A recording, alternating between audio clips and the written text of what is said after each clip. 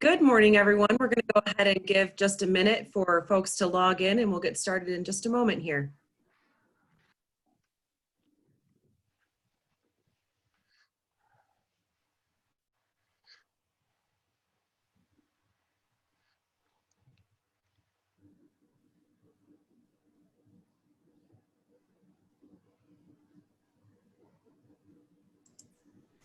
For those of you just logging in, we're going to go ahead and give another minute before we go ahead and get started.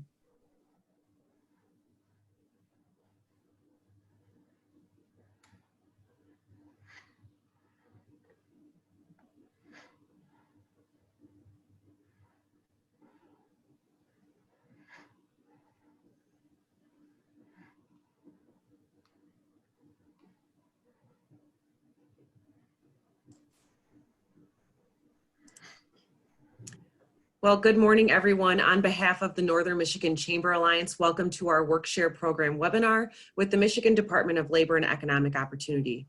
My name is Kirsty Seeloff. I'm the Director of Government Relations for the Northern Michigan Chamber Alliance.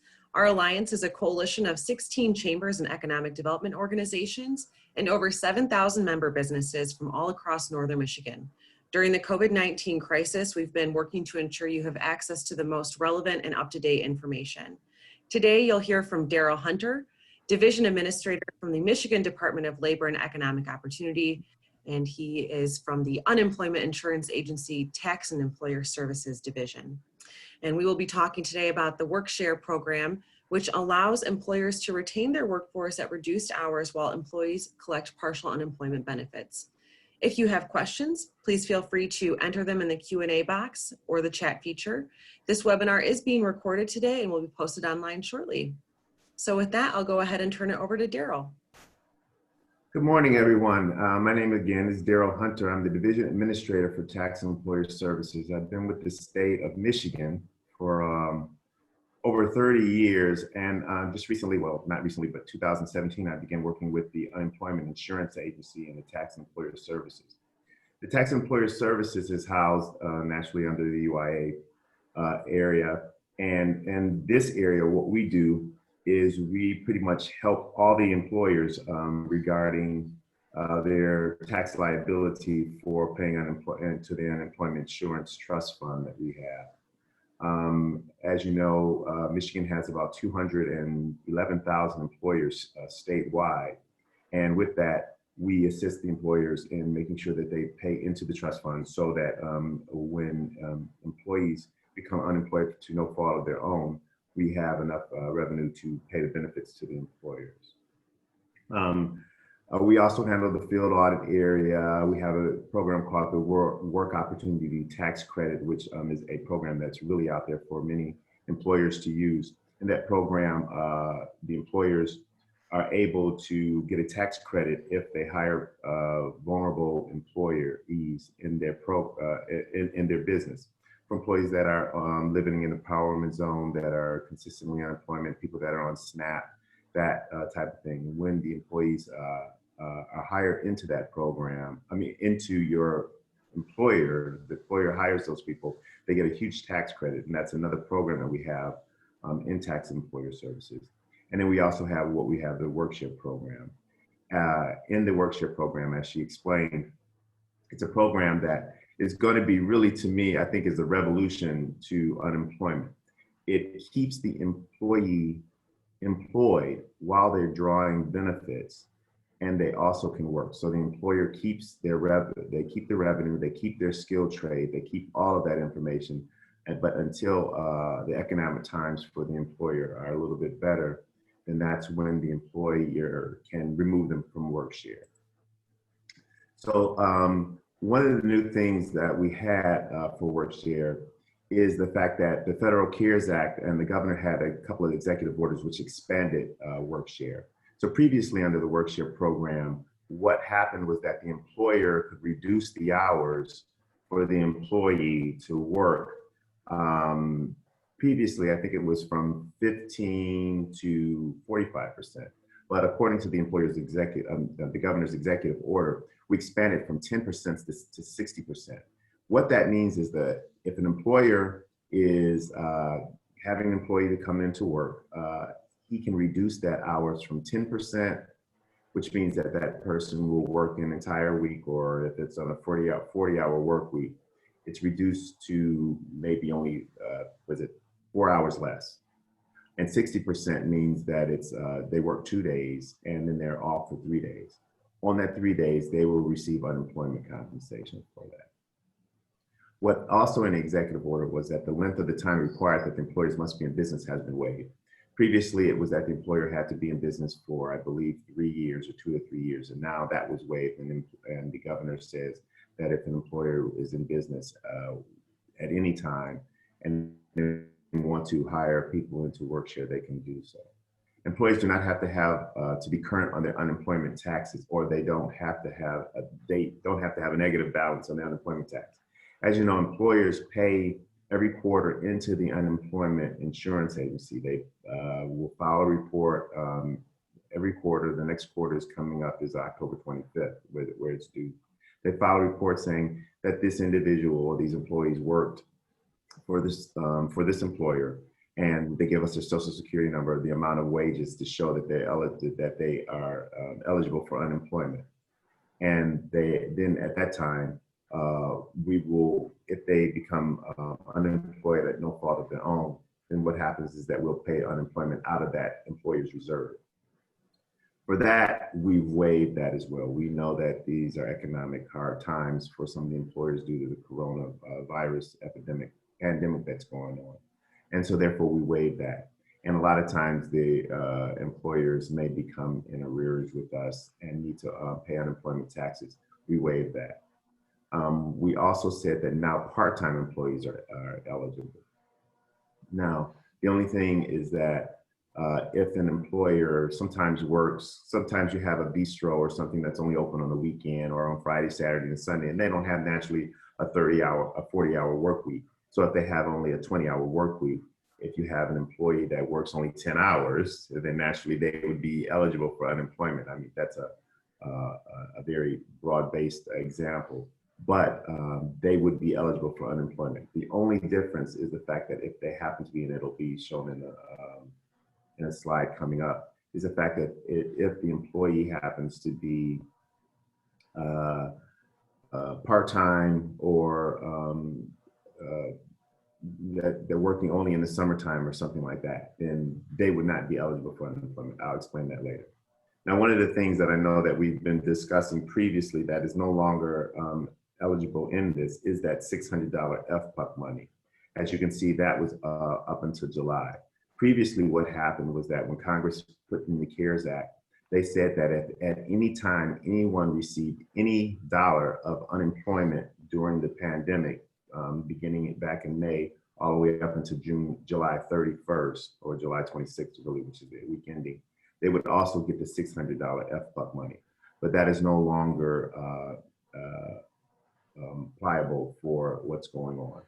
But one of the positive things that we do have that continued and through the end of the year is that the work share is 100% federally funded through December 20th. So this is something that's very important for employers to know.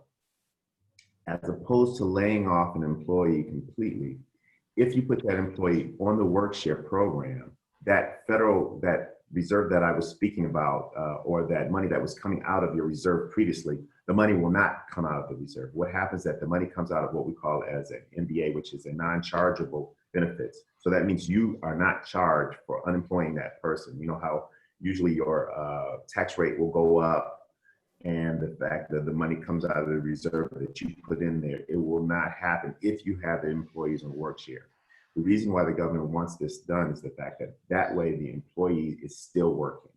Even though the employee is not working full-time with you and they're receiving unemployment benefits from us, you still keep that trade, you still keep that experience, you still keep that person able to work so that they can feed their families and continue down the path to keep Michigan working. So that's a very, very important aspect of the workshare program, is that it's federally funded.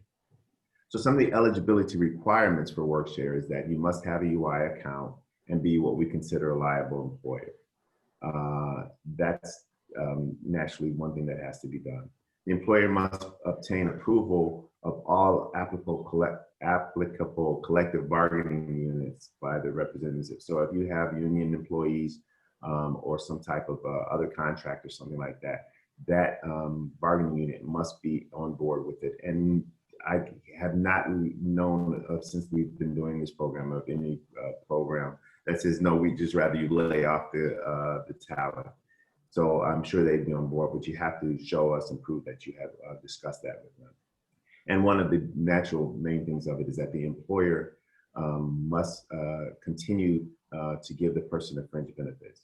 So therefore, if there's medical benefits that are given, if there are paid day, paid sick or annual leave, if they're on a 401k, they must still be able to receive that, and the employer must still pay into that for the employee. It's as if though the employee is still working under all of the other conditions. It's just that the employer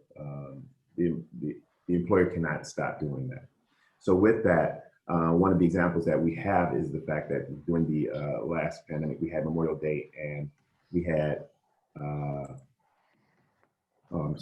we had Memorial Day and 4th of July. During Memorial Day and 4th of July, the employees still had to get paid for those if that was a paid thing that the employer was doing. The employer paid for those fringe benefits for those holidays, and we had to continue doing that. And one of the problems that came up was the fact that if that was on Monday and that was going to be the employee's day off, which would be that they collect benefit, would have to be Tuesday, Wednesday, Thursday, or Friday, because you still have to pay the employee for that holiday as if though that employee worked, because that is something that you could not change. So those are the requirements for the program. As far as the employees must have had earned enough wages to meet the monetary eligibility in order to establish an unemployment claim. And I'm getting into the benefit part because I'm actually on the tax side. But just briefly, during each quarter, the employee has to make at least, I think, $3,500 or something like that for 2 consecutive quarters in order for them to say that they are eligible for unemployment to file a claim. Part-time employees and new employees are also eligible. One of the things that we waived that we said was that an employer can say, hey, you know what, we're about to open this new restaurant, or we're about to open this new area, and they want to hire people. You can hire a person into the work-share program. That was something that wasn't eligible before, but now they can do that because we know that people are going to be looking for employment during the time, and that would be a way that they can do that. So you can hire a person off the street and put them into the work-share program. And employees on previous UI claims must discontinue certifying previous claims. Now, one of the things that when we opened Michigan, and we're still doing it naturally, people were on full-time unemployment. In order to come back, they have to discontinue that unemployment claim that they had before, and then they have the employer put them on the work-share program. And then what happens is that the employee previously would certify their plans. Now the employer certifies your plan. All the employee does is come to work, and then they collect their unemployment. The positives for the work-share program is that the employers can pick which employees they want to be on the work-share plan. There only needs to be a minimum of 2 employees on each plan. So an employer, when he signs up for the work-share program, he can say, hey, I want to have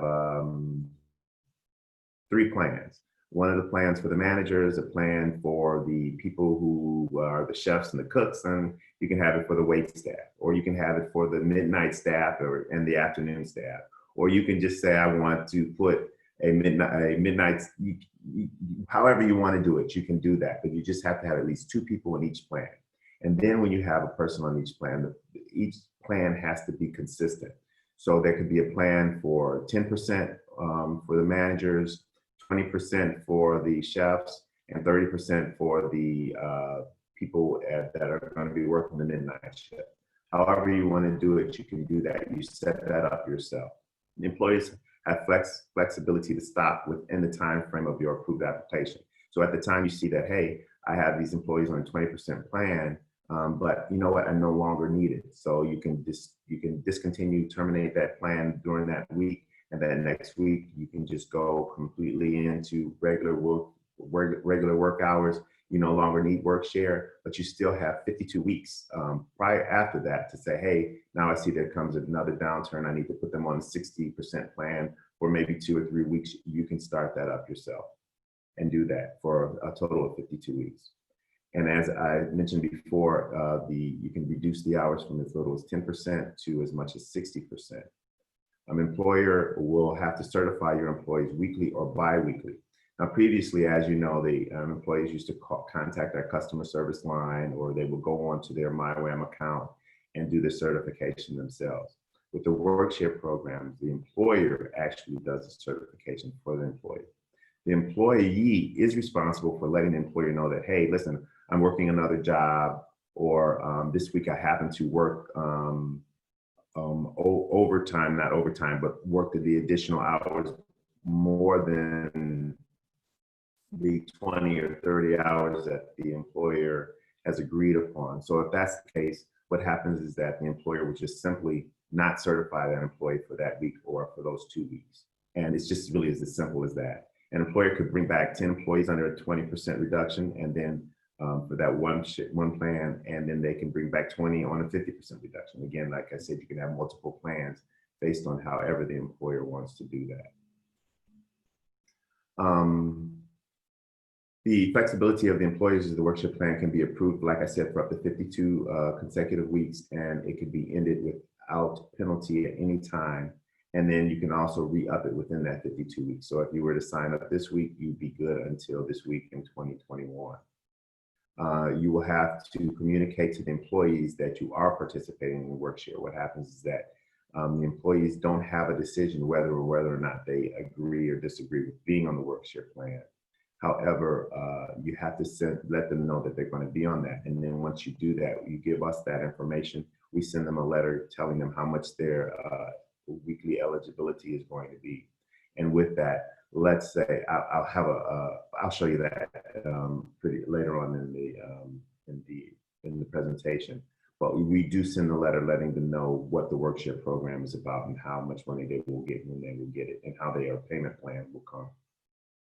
And plans are submitted during the week, and they are approved the following Sunday. So when you sign up for WorkShare, if you want to sign up for it this week, you can sign up for it for the employees this week, but you have up until Saturday at midnight to do that. And then the plan starts that following Sunday, or it could have started this Sunday for that plan. But we do it from Saturday night from Sunday morning to that following Saturday night is how the plans are distributed. Employee exclusions. Employees who work more than 40 hours per week are not eligible for unemployment. Now, that's an important, they're not eligible for work shares, I should say. That's an important thing to say. If you have an employer, if you're an employer who your regular work week happens to be 50 hours, I don't know how you're doing that with the labor laws that they have, but if that's the case, then you're not eligible for unemployment for a work share. If the employer has signed up for a 20% work plan, that means the employee will be working 32 hours. During that week, like I said previous, if that employee happens to work that 40 hours or even 48 hours during that week, they would not be eligible for a work share that week, and the employer should not certify. If the employer does certify, then we get into an overpayment, the whole dreaded overpayment thing that comes up, and then you see a lot of those non-monetary determinations that go out. You will get the employee caught up into that. So it's very important that that happens, and that the employee lets you know that they have worked more than the allotted hours. As I previously said, if you're a seasonal, temporary, or intermittent employee, you would not be eligible for work share. That means if you happen to be someone who cuts lawns in the summertime, or if you happen to have a snow removal in the wintertime, and you only are seasonal or temporary, which means that you maybe have student assistants that come in during school and they have a work-study program or something like that, and it's intermittent, they would not be eligible for unemployment. Students are not eligible for unemployment anyway. And work share benefits are taxable income, but the deductions cannot be subtracted from their weekly or bi-weekly payment. So usually when a person signs up for unemployment benefits, they can say, hey, we asked that question. For work, what will happen is that during the next taxable year, come April 15th next year, it will be up to the employee to say, hey, I did receive unemployment benefit through work share, and then they will have to go ahead and claim that information. So here we have an example of the workshare program from a manufacturer. He's considering to restart his business for workshare. And this is one of the examples for restarting. He's been closed during the pandemic, but now he's about to, they're about to start back up. And so they know that they experience a loss of revenue for the next, they will experience a loss of revenue for the next 12 weeks, but still want to reopen operations. So you have 100 employees that were laid off due to COVID. So the employer wants to bring them all back to work, but only at 70% capacity. So what they're going to do is they're going to sign them up for a 30% reduction. Now I like to just use it as days. If you have a regular 8 to 5 day, let's say, first shift, and usually you work Monday, Tuesday, and Wednesday from 8 to 5. So really a 30% reduction means is that they will be working Monday, Tuesday, Wednesday, and Thursday morning, and they'll be off Thursday afternoon and all day Friday. That's a 30% work week. So with that, this is how it's going to not really look, but kind of look. This is how it previously looked with the extra $600. So let's say that they assume that each employee under the normal work hour earns $1,000 a week. So under the work share program, that person will not get that $1,000, but they will be getting that $700 for that. And then after that, they won't be getting the $600, but they will be getting, the salary would then be $700 per week plus the 30% of their unemployment benefits. And let's say they made $360, their unemployment benefit would be $362. So that would be, 72 plus half of the 72, which would be that, I can't add it up right now, but that's how it is. So what happens is that it would be 30%. It won't look like this, and I guess we should have removed this slide from the presentation, but this is including the $600. And what happened is that they would have been getting naturally more than if they were laid off totally. But with that, they will be getting just only a portion of that, but we will also give the person the unemployment that they have. In conclusion, we have a whole lot of information for you to look up on our website. We have a toolkit, which is how to apply for the workshare. We have a fact sheet, which is on the workshare website, which is at www.michigan.gov/workshare. We also have an employee guide that's on there as well. We're updating it now because we just removed the $600. However, most of you are understanding that the president has just signed an executive order for an additional $400 for unemployment benefits for those who are laid off. One of the reasons why this is a little bit premature is the fact that we are still trying to understand the UPO letter that we're getting from the federal LL. And in that, there's additional information. We can't go really into detail because we don't know, we're still programming our system. But one of the things that I can say is the fact that if an employee is receiving less than $100 of their unemployment benefits, then they would not be eligible for work share. So, and in that, they will not get that extra $400. I'm not saying that they're not eligible for work share. They will not get that extra money that the president has signed for that. So we're working on that, and that should be out by the mid next week. And then, from my understanding, is that part of it is that it would be retroactive. So we're feverishly trying to work that situation out so that we can get the money out to Michiganders so that they can help continue Michigan work. Again, if you have any questions, I will be here to answer them, but you can also go to michigan.gov/workshare, or you can email us at uia-workshare@michigan.gov. We usually answer the questions within 24 to 48 hours. And also you can contact us at the Office of Employer Ombudsman at 855-484-2636. We know that it's hard to get, communicate with us through the, by calling that number, because what happens is that many claimants call for information as well. So we do ask that if you want to send an email, we will go through your email. And you can also, most questions and frequently asked questions are also on our Workshare website. Daryl, we've got a few questions that came in. Sure. So the first question I have is, I was asked if you could please repeat the last item that you just mentioned about the $400 bid that was just signed by executive order by the president, and kind of what you're working on right now on your end with that. Right.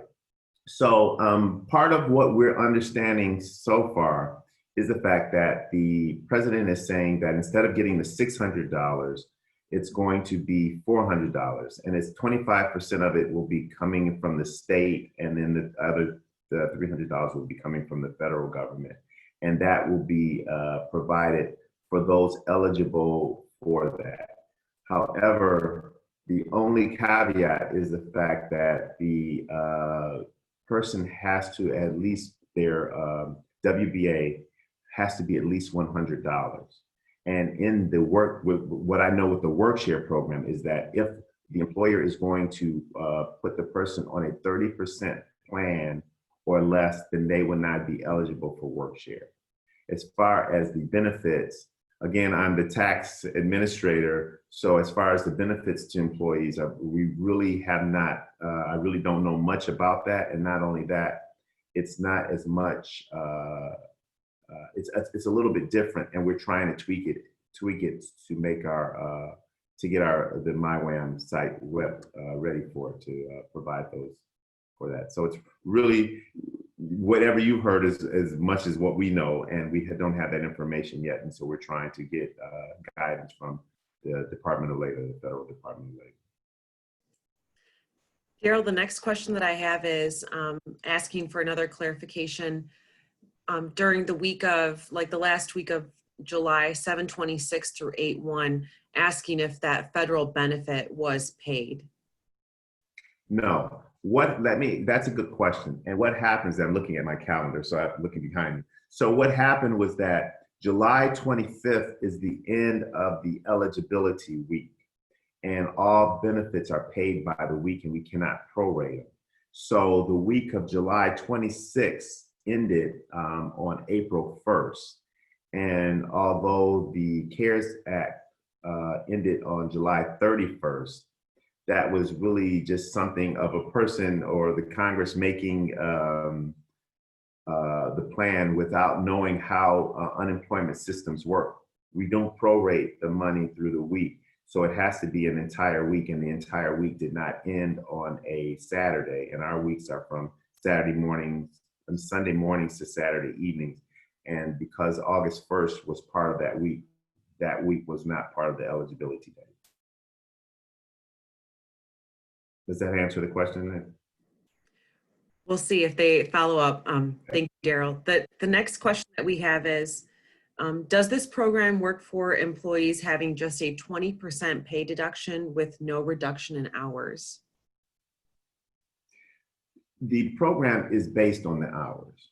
I understand that so a lot of times you have people that work salary. It's supposed to be based on the reduction of work hours, and with the reduction of work hours, naturally pay is also reduced as well. That's how I'm supposed to answer that, and that's how really the program is set up. So if you have an employee, or you have even someone that is on commission, if you reduce the hours of that employee, then naturally they can't make as much commission supposedly, And so therefore those hours are reduced and then the pay is reduced. And then that's how the work-share program and the benefits are distributed for the employees. Thank you. And just a reminder to our attendees, if you have questions, please go ahead and put them into the Q&A feature or the chat box.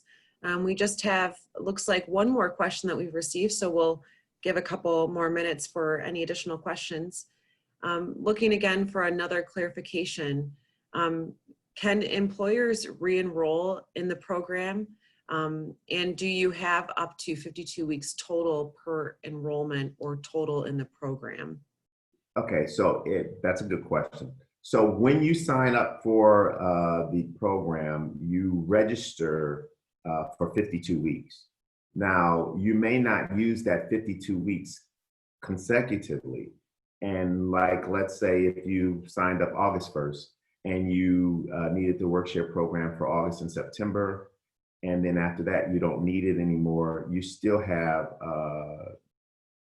10 more months where you can actually just go right back in and then sign up for new plans for that. You can do that. Now, as far as the eligibility of the employees are eligible nationally for whatever weeks that they are eligible for to receive unemployment. However, one of the important things and the benefits of it is the fact that they're not necessarily for weeks. So let's say they have 24 weeks of eligibility to be on unemployment. However, you had them on a 50% plan. That means they only received half of their benefits during that time. So actually, if you were going to put them on work-share and they had 26 weeks, they could actually be on work-share for 52 weeks because they're only getting half their benefits for twice the time. I guess I say things in my mind of how we work in the unemployment world, but that's how it is. It's a benefit for that person could really be on unemployment for a year and not just 26 weeks because they only received half of the benefits and they were working on a half of the time too. But yes, for 52 weeks, the employer can do that. After that 52 weeks, then they would not be eligible for the program for work-share, the employer. Thank you for that, Daryl. Looks like we don't have any further questions that have come in via chat or on the Q&A box. We'll give it just one more minute. One of the other things that I do want to discuss is the PPP. I remember that was one of the things that I didn't put in the program, but a lot of times the PPP was also a big question that we had. In PPP, that means that when you got government assistance, you were to use that money for payroll. It's important to know that the employer could do both. However, if you're using it for payroll, you cannot go back and pay the employees that already received benefits and then go ahead and repay them because you got the loan. That was one of the questions that we had, because what happens is that would send the employee into an overpayment, because what happened is that they received unemployment and then you repaid them the money back. However, you can use the PPP money to pay for payroll that was reduced, and then you can still put the person on work-share, but you can't not recover them for the pay that they lost. That's what unemployment is for, although it's not for the full amount that the employee received, would have received by working full-time, but we do give a reduced amount in the work-share program. So it is eligible. One of the other things that we have in the work-share programs is if you have quite a bit of payroll, what happens is that we have a new system where you can upload it into a Excel spreadsheet and use that information to put into and you don't have to enter all that information in and certify them regularly, individually. You can do it through a PowerPoint. That's one of the other fixes that we put in here. Another drawback is the fact that we cannot backdate. So a lot of times employees say, oh, I didn't know that we had work share. The governor said that we can go ahead and do that. So I want to go back and give my employees work share back in February or back in May or when the pandemic started. That's one of the things that we do not do. We can start off a program during the week of, or we can do it for the week following. But to go back and do that is something that we cannot do, although employees can file for unemployment during that time. And a lot of times during those things, because we have the actual pool of money for those who are gig economy and the 1099 employees, if WorkShare is not for them, then we have other employee programs, unemployment programs for them to fill out, and they could be eligible for those as well. Daryl, are you able to talk on the employee side, when an employee receives that additional federal benefit, what are the tax implications for that individual when it comes to paying their individual taxes? Unemployment, from my understanding, unemployment compensation is taxable. Now, a lot of times people are getting that confused with the $1,200 stimulus. That is something that's separate, but the unemployment taxes are taxable, and they must do that. When you file for benefits under regular UI, there is a deduction that's eligible for them to do that based on their dependents and whatnot. You can do that. On WorkShare, you do not have that ability to do that. And so when it comes to time to filing for unemployment benefits, there will be it will be listed, and then you have to claim that money that was received under WorkShare.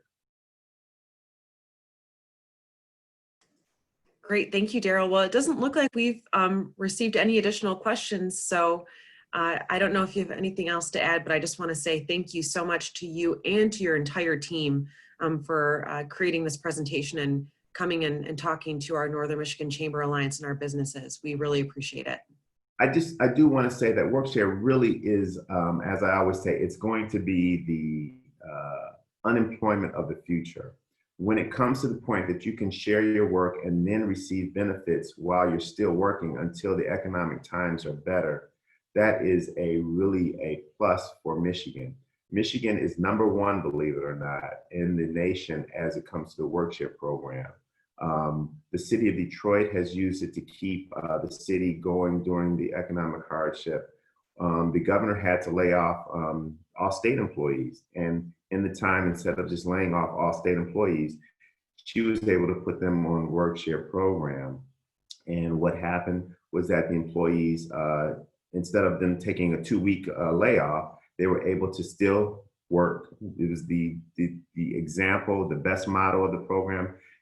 Your state services were still there while the employees were really on the layoff from May until the end of July. Michigan probably didn't even know that. They didn't notice any difference.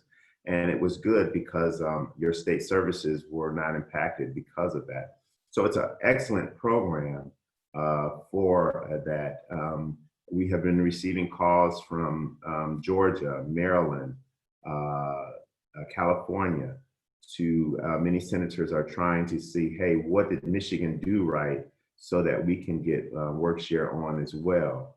The federal government has given grants to us in order to do that. The DOL and Michigan, the entire United States, what we do not want is unemployment. And you cannot say that the person is unemployed if they are working and receiving unemployment benefits. The time that the employee has off, and they can use that time to spend time with their families, to stay safe at home, or even to find additional employment if they want to at full time while they are on WorkShare. Or they can sit back and wait for the employer's economic time to get better. So WorkShare is a program that is really beneficial, and I'm urging all employers to consider that. And we have staff that are available. They can ask questions. We always have what ifs, and we can help with those what ifs so that we can make it and to make sure that this program is a program for the employers in the state of Michigan. Well, thank you so much, Daryl. Certainly a great tool for our businesses and our businesses in Northern Michigan to keep their doors open, and our neighbors and our friends employed. So thanks so much for joining us and taking the time to talk about the Workshare program. And this webinar will be posted online so that our businesses can view it at their leisure.